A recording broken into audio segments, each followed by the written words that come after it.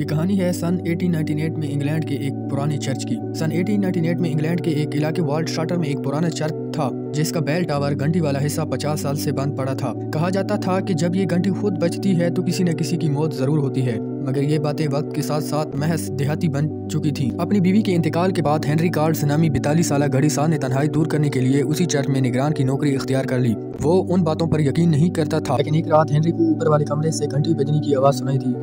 ये नामुमकिन था क्योंकि वो खुद कई बार चेक कर चुका था कि घंटी टूटी हुई है। फौरन ऊपर भागा, मगर कमरे में सिर्फ टूटा हुआ रस्सा था। जमी हुई मिट्टी और नंगे पैर वाली किसी औरत के गीली मिट्टी के कदमों के निशान मौजूद थे। उसी रात को गांव में एक औरत की लाश मिली।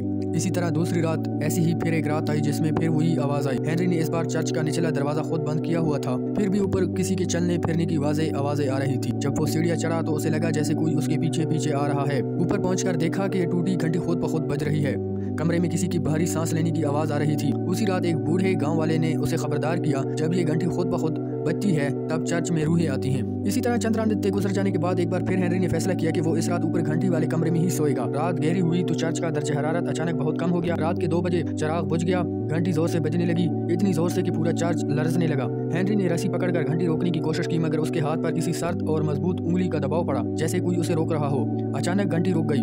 कमरे के कोने में हेनरी ने एक औरत की शक्ल देखी। लंबा सफेद लिबास, बहुत लंबे बाल और आंखों की जगह स्याह खाली गड्ढे। तो धीरे से बोली, जब तक मैं ना चाहूँ घंटी ना बजना। अगली सुबह गांव वालों ने हेनरी की लाश चर्च के दरवाजे के सामने पाई।